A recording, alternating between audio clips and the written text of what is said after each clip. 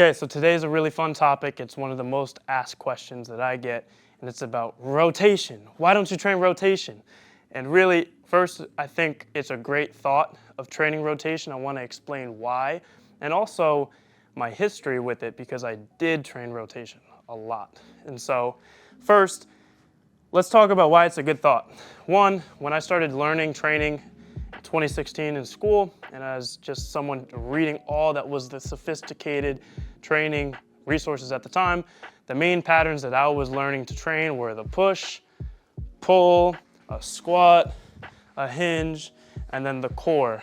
Something like an anti-rotation, considered very functional, or a chop, or the opposite with a lift, and all these trunk stability and strong movements around rotation. So that's a great thought, because where do most injuries lie? If you're someone with a chronic back injury, you've probably hurt your back going to tie your shoe, going to grab your kid, doing something pretty meaningless, but not perfect form, ready to lift weight. So if we see that rotation becomes an issue and we keep getting hurt, then the idea of let's just protect that exact muscle, let's build the rotation muscle comes into mind. But this is where I didn't get relief. So after herniating my disc in 2019, I was trying all the trunk stability stuff, doing all the anti-rotation of these dead bugs, and then the bird dogs. And this stuff is valid for what it's trying to do, embrace your core and get you the lumbo-pelvic stabilization. And then I was doing cable chops and twists and all this stuff. But my back kept getting hurt every time I would go to sprint or do something really fast and athletic still. So understanding what is rotation is gonna help understand why I don't train it in the gym per se. So for me, the term rotation is interchangeable with life. So what I normally teach and coach with the back extension and all the progressions for the back, that's lifting. But rotation is life, meaning it's unpredictable. It's going to be in different variations of degrees. You can't perfectly replicate it. And so that's why when we're trying to mimic a sports movement or a rotational aspect, it's just guessing, and we're trying to make it just as similar, but let's look at what is the rotational muscle. The truth is, there is none. There is no muscle that is directly lateral in your body that twists your core. You could say the transverse abdominis does a lot, the obliques, the QL, but none of them in isolation are going to rotate your body. So rotation is actually a combination of qualities that we have to build in isolation to then bring together. And some of those are going to be with the back extension, if we can get full range forward bending, and then QL, lateral extension and flexion. If we can train those components and then open up the hip flexors, everything I'll show you, then we're going to be protected to put it all together when we do jumping, sprinting, hitting, kicking, all these rotational things. You have to have the basics in the linear directions first before you combine them. So let's go into what we should do. If I'm saying don't train rotation, well, what do I do? First is let's look at the ingredients. We need to address the tight links and the weak links at and around the back. So the first one that is often tight is the outer glutes. And I've shown this one a ton, and I'll keep showing it a ton. We have the elevated pigeon, which is the simplest way to start training it. Get a good incline. You can start as high as you need. Put the back leg straight, the knee straight into the bench, and you're gonna sit up tall. Push that knee hard into the bench, stay upright and turn into it. If you can hold this contracted with no hands, with strength, for 20, 30 seconds, you're crushing it. Over time, you can go lower until you get to a flat bench. Same cue, straight back leg, upright tall, and then can you hold and push against the knee? If you can hold 20, 30 seconds there, I'm still not even there, but the goal is that we're opening up these outer glute muscles that if you look at a picture on your hips, you could see that the piriformis and outer glute go all the way up to the iliac crest. And right on the other side of that bone on the pelvis is your QL. So if we're exceptionally tight on the outer hips, every time we go to shift and turn and twist quick, that pulling, if it's super tight, it's gonna go to extra tension on the deepest core muscle, your QL.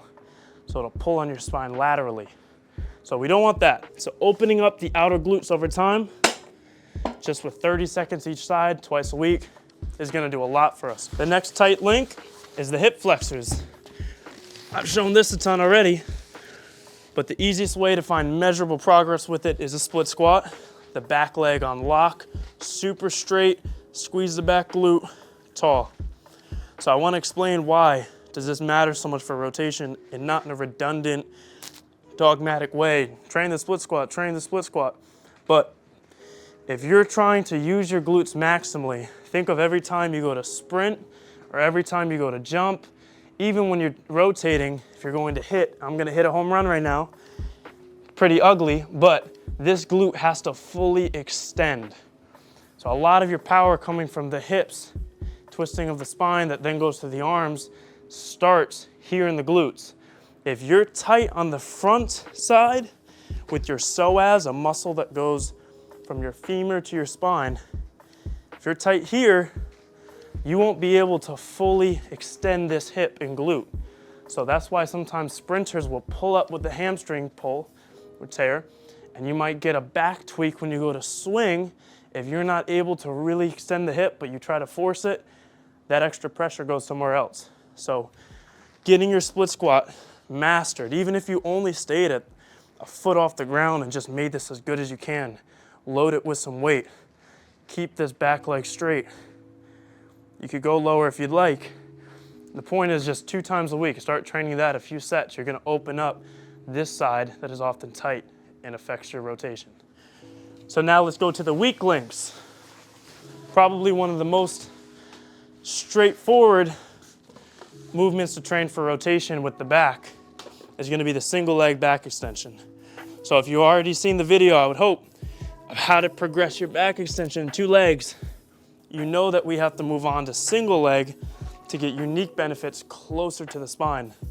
So as soon as you go single leg, your body wants to tip.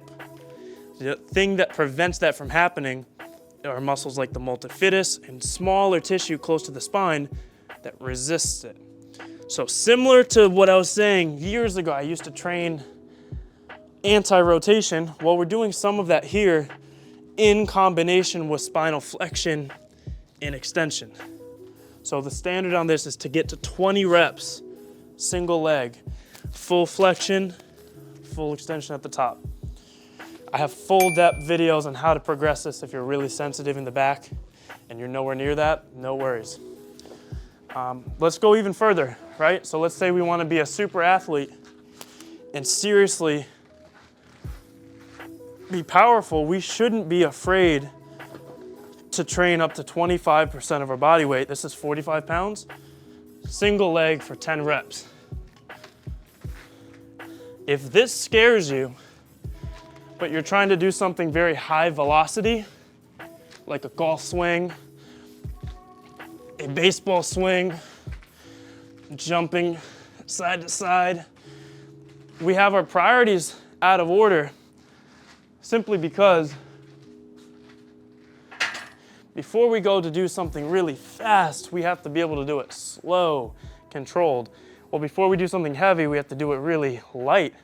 So that spectrum, if we can't handle a back extension with 40 pounds on one leg, trying to put tons of speed into a swing, that's really hundreds of pounds of force right on sensitive tissue in the back. Okay, and the last weak link we're gonna go over are the QLs, which could be argued to be the most rotational muscle we have. So if we line up with our feet staggered, 1 foot in front of the other, shoulder width apart, one hand behind the head, and this arm sliding down. We're gonna dig deep into the spine. The deepest core muscle, the QL, which connects your hips to the lumbar spine. 4 different attachments. This has a ton of power potential. It's super strong, and it can also be super imbalanced or weak. So we want to start training our side bend, this lateral extension, to serious strength over time. If we want to match that plus our extension strength of a back extension together, that's what makes big, powerful rotation. And even let's scale it back to the non-athlete talk. Even if you just want to grab something off the ground or go do something unexpected naturally in life, this is a better protective measure to train both qualities in isolation than it is just to try to be careful through life and never move wrong. Because guess what? You'll still get hurt. I've been there. So back extension, balancing out. With the QL, even the QL can go to serious strength, opening up the tight part of the hips. That can for sure get yanked on with rotation. So doesn't need to be a barbell, doesn't need to be that heavy. The point is, none of this is inherently dangerous to train. We're just unprepared. And so let's wrap all this up just to recap on rotation. This is just a matter of life. We're always going to be twisting, moving imperfectly, and that's fine. If you work through all of these rebalancing movements, making sure you're getting as strong on the left to right, getting as flexible on the left to right, front to back, you're going to give yourself the most natural chance to move, be athletic, to not live and worry about your back tweaking because you moved a little bit off center. So the last thing I say is, in this point of life, is reps. If you do any sort of repetitive movement, you're a baseball player, you're an athlete that rotates, think about potentially training the opposite side almost as a little experiment. You don't have to do it super serious, but in your warm-ups, I've done this with people I work with.